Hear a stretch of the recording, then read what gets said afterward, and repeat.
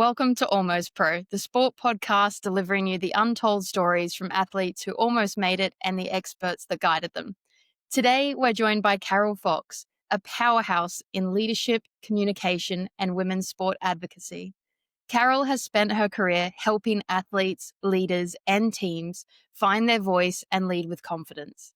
She's the founder of Carol Fox & co-author of Confident Communication for Leaders, and the driving force behind women in sport leadership masterclasses that have shaped coaches and administrators across the country.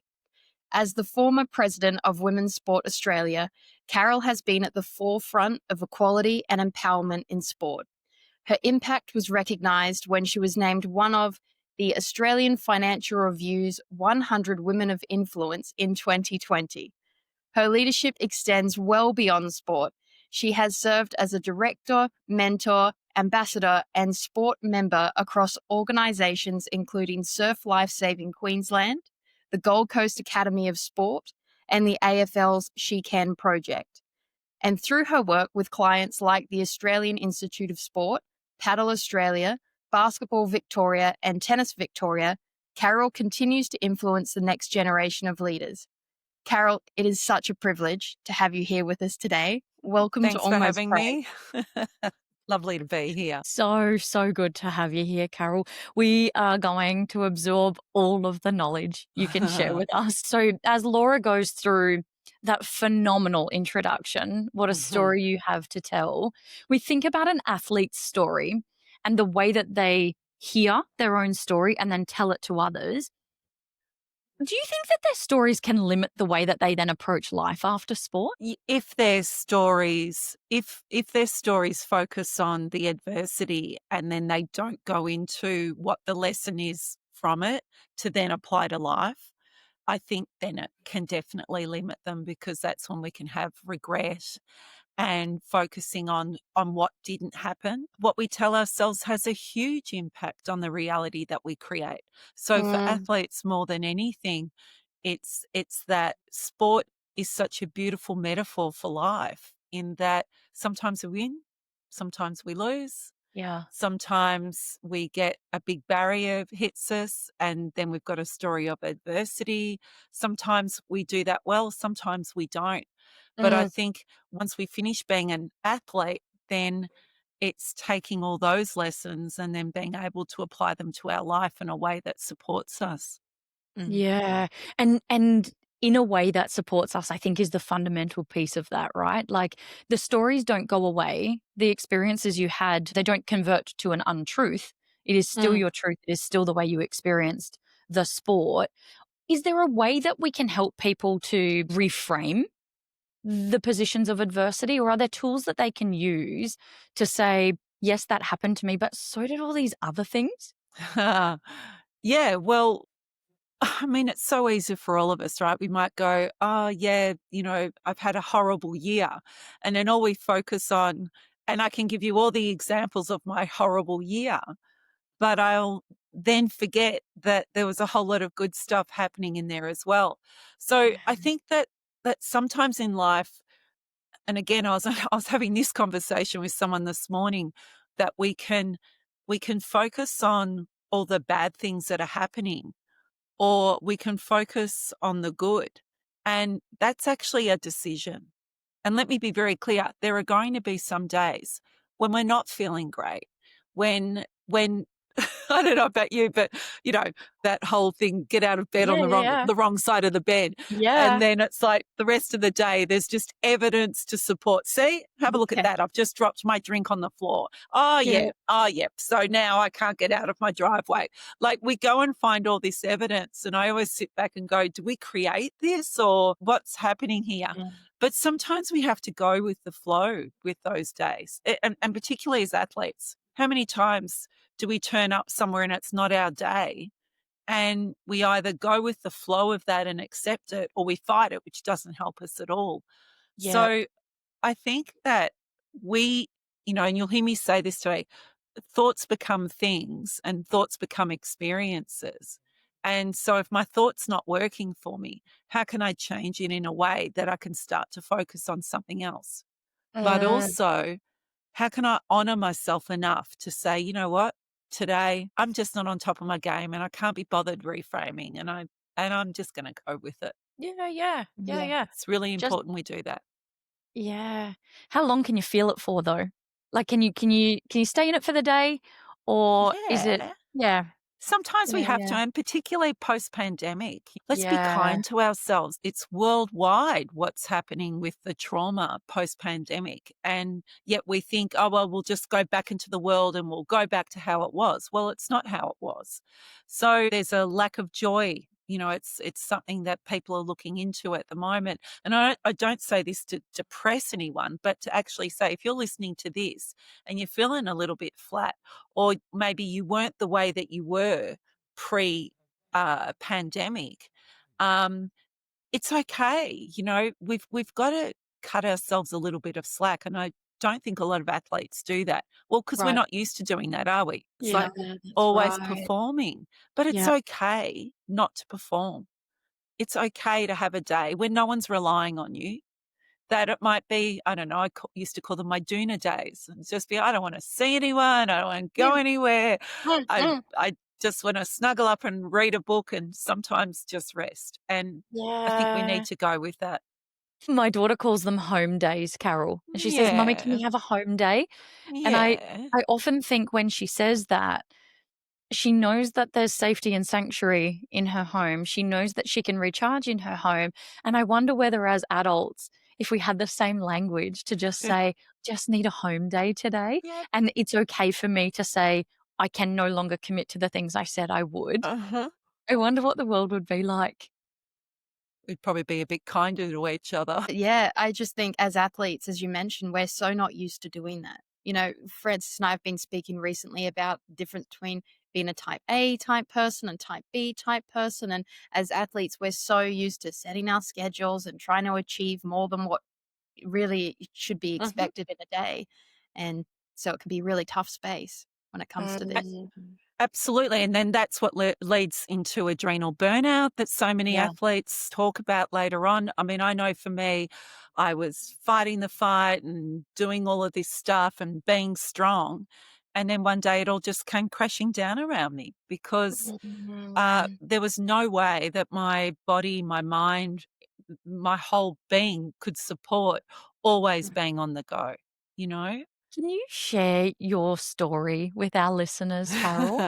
The fight that ultimately leads to burnout. I think we hear Yeah. so often now, more than ever before, we're starting to hear this messaging around sometimes it's okay to call it on a fight. Sometimes it's Yeah. okay to say, I've done everything I can. It's okay for me to walk away now. But I don't think we knew that all along. No, and I think this is all about, and I say this as women, so if I can talk in binary terms now, it's that whole idea that if I'm fighting a fight, which I was for gender equality back in my day, and I'm fighting, you can hear it's a very masculine energy, and that's okay. Like we all need a bit of fight, or it's a motivation. So I say masculine energy with absolute love and understanding, because we need both, a mixture of Yep. masculine and feminine. Yep. Sometimes when we're in sport, it drops us in to that really masculine side, depending on our sport too, right? But we can't sit in there for a really long time. We actually need to, as this is women, our Yep. hormones, we need to nurture ourselves and support ourselves. So when I was out there fighting the fight and trying to prove myself, I exhausted myself. That's when the Mm. adrenals kick in.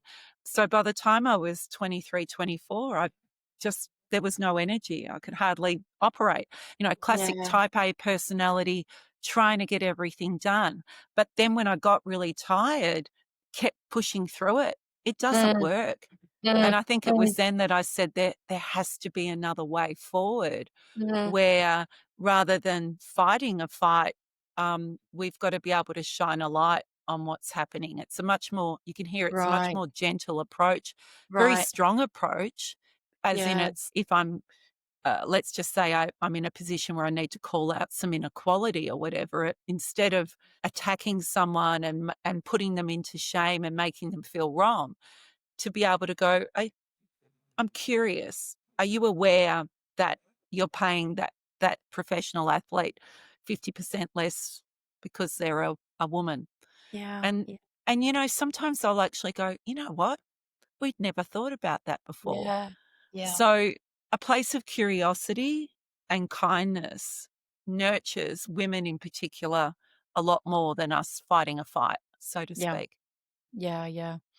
Do you think that sometimes athletes will cling to their what if story because that feels like the space they became familiar with? And if they step out of the what if, then they do have to move forward? Yeah, yeah. Well, it is. I mean, the what if is such a great question as a reframe. So it might be, what if and I think all of us have gone there. I know I have. What if I was as good as my siblings who are Olympians? How would have my life been different with OLY after my name? And Yeah. um, so I can either get caught up in that, but I hit it with another what if. Well, what if I did do that?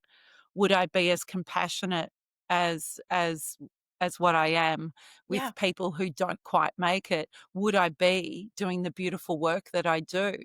If I Mm. had have been an Olympian, and this is where I talk to a lot of athletes about what if there's a bigger picture to whatever happened to you? And I know Mm. they don't want to hear that sometimes, but it's true. What if there's a whole other bigger picture that you're not even aware of yet that's sitting there that is where you're meant to be? What Mm. if you're not meant to be an Olympian or a world Mm. champion or Mm. a pro player? What if there's something Mm. else out there? So I always like to change the what if story around. That is phenomenal. And from my position, I certainly agree with this context of we often don't understand in the moment. We don't understand why it wasn't for us. We don't understand. And then Laura and I meet in a bar in Boston and Almost Pro is born, and we go, well, you know, no one predicted that a couple of decades ago, that this is No. exactly why that Yeah. story has a place to live now, where we can nurture other people in the same situations who are experiencing the space of, I thought this was going to be for me, and it's turned out it's not. And also Yeah. recognizing how that space feels, that simple act of meeting in the bar in Boston. We both immediately turned around and said, Have we met?" And then when we Yeah. Oh, almost pro, it's very much, I think we're meant to do this. And Yeah. so no. understanding what feels like it is the right next step forward as well, I think is a really important thing to be aware of and try and look out for. Yeah. Yeah. And I love that. I love the rapport building like that. Sorry, that have we met before? That's a classic sign of rapport. And when we have rapport with someone, things become easy. So something our athletes can do for the rest of their life is, particularly if they find someone who plays the same sport as them, they can travel anywhere in the world. And there's instant connection. I come from a Yeah. water polo family. It's a smaller, well, it's not small in Europe, but you meet Yeah. people and you mention water polo. I mentioned my family members, and it's like, oh, okay. And there's just that instant connection. And Yeah. that's what sport gives us. It gives Yep. us that ability to, whether we make it or not, it's irrelevant. It's the fact that we can share with someone, oh, wow, were you a swimmer? You know, were you a surf lifesaver? And all of a sudden there's this connection. And Yeah. that's supported me through business for many, Yeah. many years. Yeah, yeah, we're so bonded by the storytelling in sport. It's so true. And there are sports that are relative to one another. So even if you haven't played the same as someone else, they kind of the frameworks fit. And you Yeah. quickly identify there's traits in people who have been in those types of environments. You recognize them quickly. Mm. It's really special. If you could if you, when you're working with athletes or even getting stories about athletes, what are things that you hear and you think, "Oh, if I could stop you from saying that," if you would the way that you could reposition yourself if you didn't have those words in your vocabulary, what would you remove, do you think? Well, one thing, there's a couple of words that are removed from vocabulary of any teams I work with, and one of them is try. So they'll go, oh, let's unless they're rugby and they have to have the word try there, which I did say that once to a group of rugby players. You're right, we need to take the word try out. And they all looked at me and went, oh, Carol, like, okay, well, you can't try to have a try. Yeah, So yeah, so try performance-wise is a nothing word. If I say to you, try to pick a pen up off the table, you'll either pick it up or you won't pick it up. Yeah. You can't try. So it's a nothing word when it comes to performance. So it's a bit like if I say to you to, try to do your best today, I'm giving you an out rather than, all right, up you go, do your best, enjoy. Or an athlete comes back and says, I'll try to do that. Can you hear how they've given themselves an out? Yeah. Yeah, So yeah. and sometimes I'll go, no, you're going to try to do it or are you going to do it? I need Yep. to know. And Yep. sometimes I'll say, yeah, I'm not going to do it. Okay, great. That's good. But You own don't have up to it. teenagers, do you, Carol? Oh, yes, I do. And they, are you doing your homework? I'm trying to. No, Trying. you're I'm trying to, or are you doing it? And I mean, Miss Bella has come back and gone, no, I've got no intention of doing it. Like Yep. she was just, Yep. so try's a good one to kind of catch them out on. The other Yeah. word's should. I mean, should is a word, it keeps us in the past. So should is the big one. I should have done this. I should have stepped up. I shouldn't have trained so hard. I should have, should have, should have, should have. So people should all over themselves all the time. And, particularly 3 o'clock in the morning when they're maybe not feeling too good.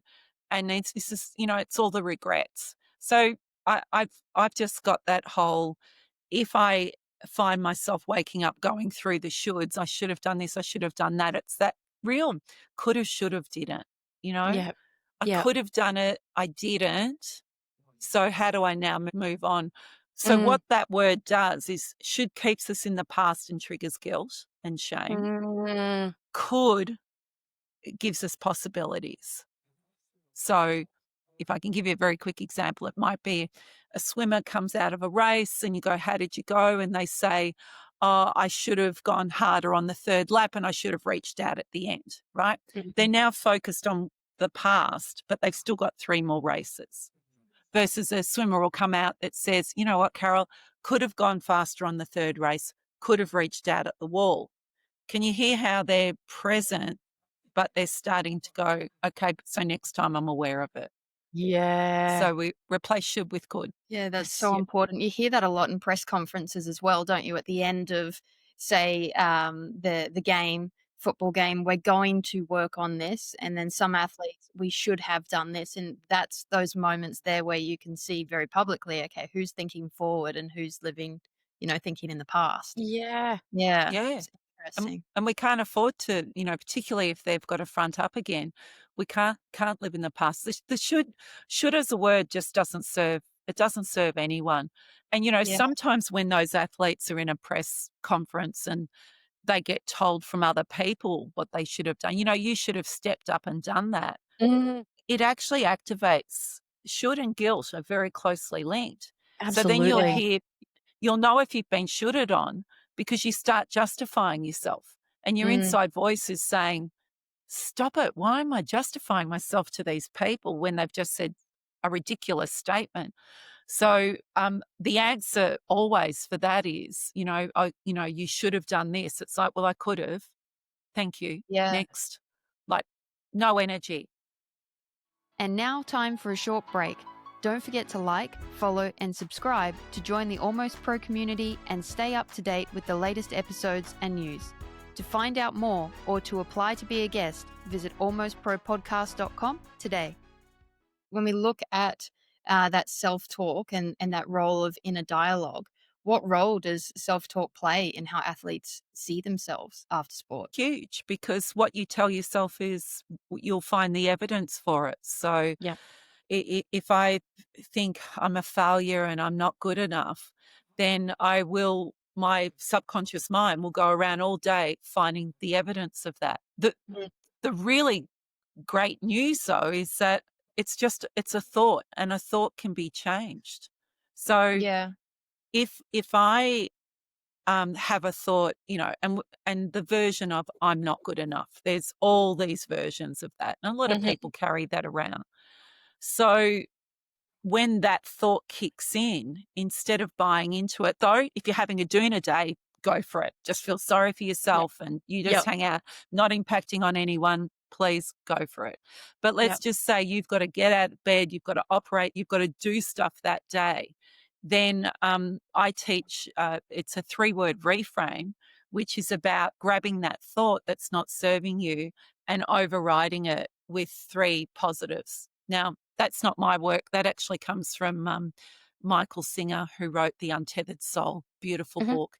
And Mhm. and in all of that book hidden was, because I've always taught the reframe tool, was this 3-word mantra or 3-word reframe. So instead of I'm not good enough, I'm an imposter, whatever it is, it's like overriding it with something like, for me, I use, I'm wise, I'm capable, I'm competent. Now, they're all Mm. words, right? But that 3-word reframe, you do it enough, you start building new neural pathways, and then they become stronger than the old pattern of Right. not good enough, never made it, nothing ever happens for me. So it's about us grabbing those thoughts and replacing them in overdrive with 3 much better thoughts. Now, the good news is you don't even need to believe them, because the Mm. subconscious mind can't tell the difference between real and made up anyway. So I know sometimes people go, oh, is it authentic to say I'm wise, I'm capable, and I'm competent if I'm not? Well, is it authentic saying we're not good enough? I mean, our souls, we know we're good enough. Yeah. It's Yep. just a story, and stories Yep. can be changed. Yeah, it's so hard when your identity and your confidence is often so tied up in the goals you expect or set out to achieve in sport, that reframing, reshaping that thought, that inner dialogue after sport, it can just be such a difficult space. How can someone shift from that I failed to I dared? Is it this reframing sort of mantra that you say every day? What do they need to do? Yeah, I mean, I love that you've got, I failed to, I dared. You've already gone there. You've already got a word. I dared. I'm courageous. And think about this. How many people love employing athletes because Yeah. they're dedicated and they're Yep. hardworking? Everything that we learn in sport, teamwork and persistence, that's what employers want in the future. Or if you're going to be an Mm. entrepreneur, you're going Mm. to need. So Mhm. instead of focusing on the failure and what didn't work, it's like, well, what did I learn from that experience? And who am I when I get out of my way? Ooh, And how would I describe myself? That's a You big know? one. that is Yeah. huge. Well, Who am we're all in I a when I I get get it. out of my Yeah. way? Yeah. Wowzers. Because the Wow. the the truth of who we are. I mean, Frances, you've got a 6-year-old, yeah? Mm. Yeah. Yeah. So I mean, at 6, possible, she's still looking in the mirror going, I rock it. Look at me Yeah. dance. I am Yeah. fabulous. Yeah. I'm like the best. Mum, do you know? And then, Watch unfortunately, and me. and I get goosebumps when I say it, because we haven't got many more years of her doing that before Yeah. the layers start kicking in Yep. of disappointment and other people's expectations and Mm. everything else. But who Mm. we truly are, we're that little 6-year-old, or it depends on your upbringing and everything else. But who we really are is amazing and capable and wonderful and kind, and that's where we've got to get back to the truth, not what we've put in our way. Mhm. And what we've consumed along our journey. What someone else said, Yep. what we read, what we compared to, what we absorbed in these skewed algorithms of social media. Hmm. Yeah. Yeah. Yeah. So real. So real. I'll hug her a little tighter when I walk out. Yeah. Oh, oh, have you heard about the Disneyland hug? Oh, yeah. No? No, this is real for me. This Have is you like real life. the Yes. Disneyland hug? Yes. Oh my God. Yes. Do you know what, Laura? It's so Yeah, cool. what is So the at Disneyland hug? Disneyland, when you go up and you hug a character, as a child, they're not allowed to let you go till you let go. They can't let go Oh, first. I So had this is heard this. This is the real 100%. This is thing. my house. I have this real I heard that years ago, not in the Disneyland context, but just a long time ago, that when children hug you, the easiest way to show them safety in that hold is to let them decide when it's finished, Yeah. right? And so but I do that, and then as the boys are getting older, it's still like I don't wanna let go yet. That was too quick. You used to let me hug you for much longer. But I it's think I think the messaging is phenomenal for your yeah. brain. It's so cute, and I've Yeah. had Bella's 21, and, she always knows what I'm up to, but recently, she's moved out of home, and she came back, and Mhm. I gave her a Disneyland hug, and she's just after a few seconds, she's like, "It's not Disneyland, Mum," and it's like It's and I'm true. hanging on to it going, "I just need a little bit more, it's not about you," you know? It's true. But what if this is my happiest place on earth? It's so funny. Oh, I so know. precious. When you're working with athletes or even broader groups, Carol, so not all of your work is specific to an athlete, Mm. you're working within the industry. How do you encourage people to move past what they may or may not be able to diagnose as imposter syndrome? So I've come from a sporting background, but I didn't make it to a household name. I'm now Mm. being invited into different rooms, or I'm going into different rooms because I've moved into a career that requires me to do that. How do I shake off the skin that says I don't deserve to be here because I didn't make it to where I Mm. thought I was going to be in that thing I did before? Yeah.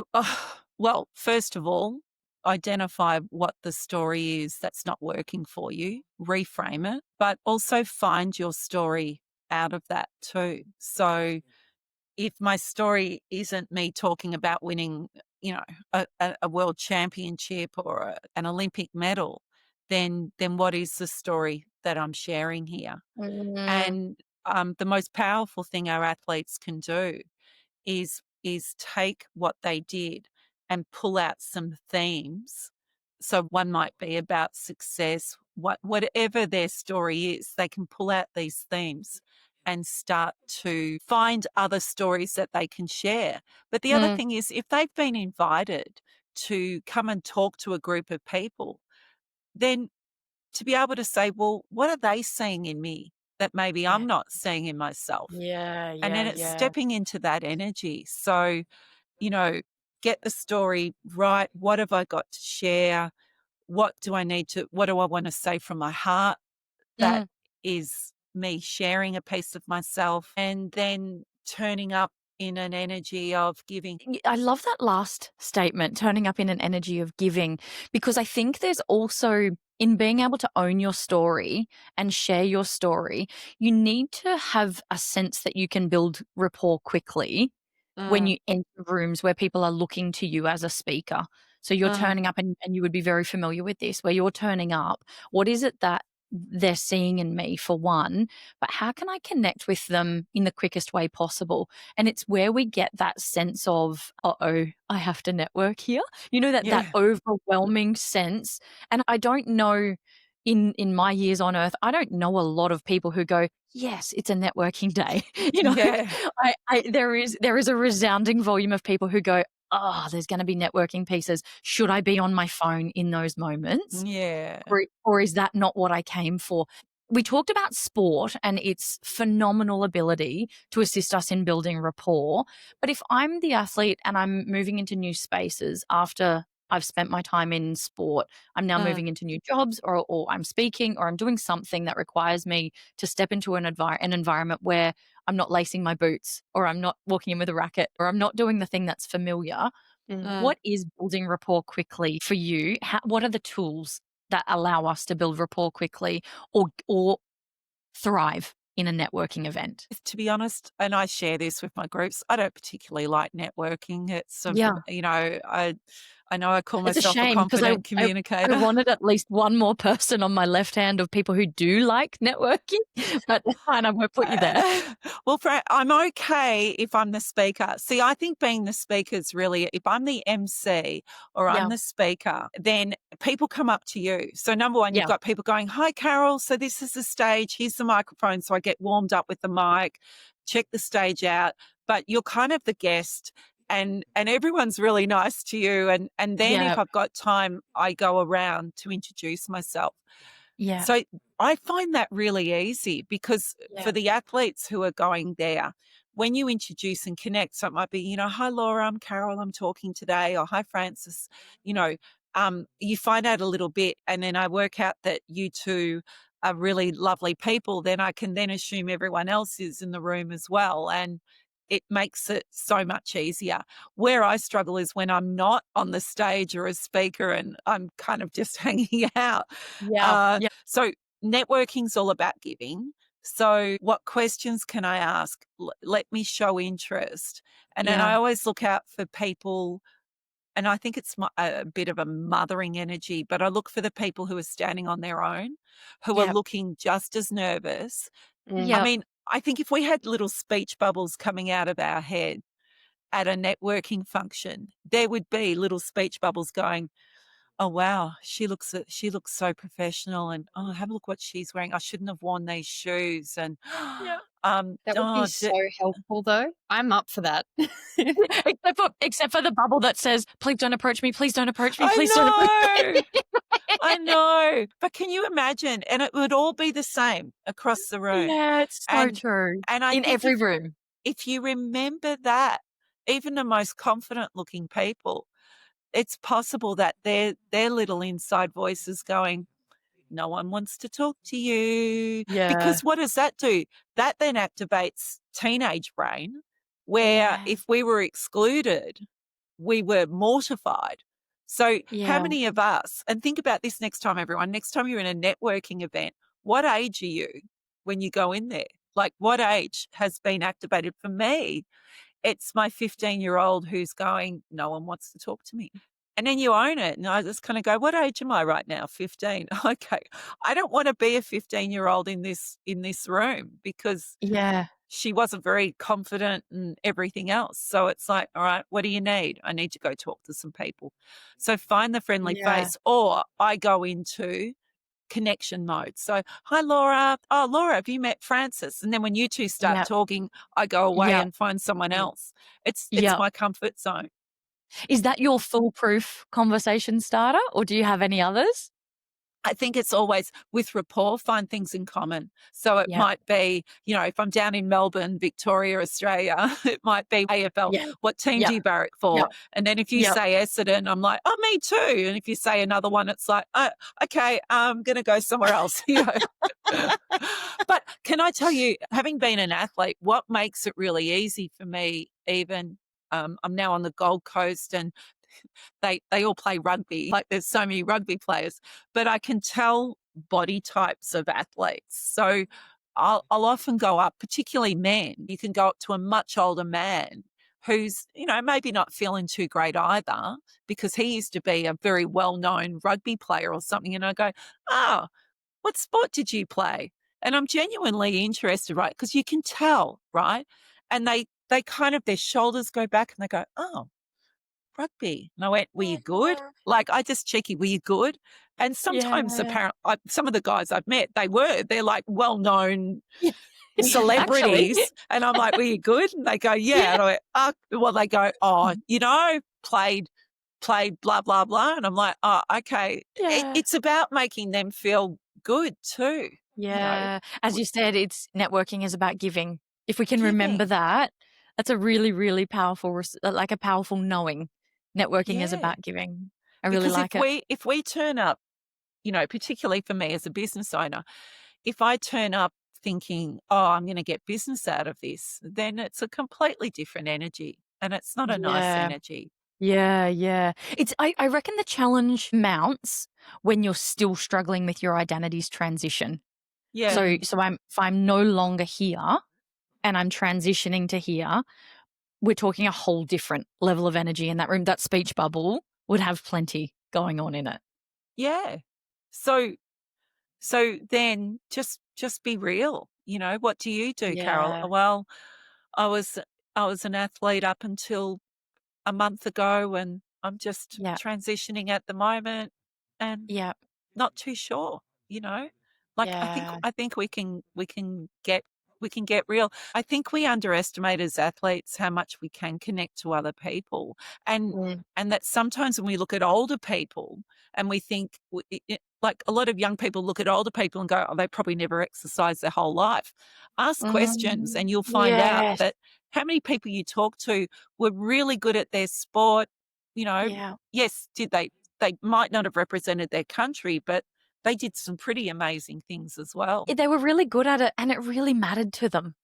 Yeah. It really shaped who they were. Yeah, it did. And Yeah. I've still got that Yeah. identity. I swam and did my life saving, and I think, I went to a new gym, and going at my age now, being much way older, I was used to being the strongest woman in the room at one point, probably in my 40s and 50s. And now I go there and I feel a bit weak, and I'm kind of like, there's Yeah. a part of me that wants to say, I was an athlete, like This will I happen to used you too. I used This to will be good happen at to you I used to too. be I'm not an old lady, like and it's funny because the instructors, because this gym's so beautifully set up that it's mind, body, it's holistic. Occasionally, one of the instructors will come up and pat me on the shoulder and go, it's not, we're not competing. That you don't have to, you don't Speak for have to, yourself. yeah, you That's don't have not to an grab, athlete. you don't have to grab that heavy weight like the blokes. And I I'm love like, it. and I just look at them and go, oh, go away. No one asked you. No one asked you to And I join them. cheat too. Like they can see me because I know how to. And so I'm in the back cheating so I can lift a heavier weight because I know exactly how to move the body to do that. And they'll just look across at me and just go, why? Why I do you love need to it. do this? I just love it. I feel like that has become such a default after learning for so many years to compete, never not Yeah. competing. That then becomes the default setting, regardless Yeah. of if you're Yeah. playing sport or not, in anything. Yeah. Yeah. I know. Yeah. But then I had to learn, life is not a competition. Mm. Because it's an Mm. awful energy that we then, Mm. I mean, myself, that I can get into. And people will still say you're competitive. I go, well, I'm not. I mean, I had to be careful that the competition doesn't come out when I drive my car. That's important.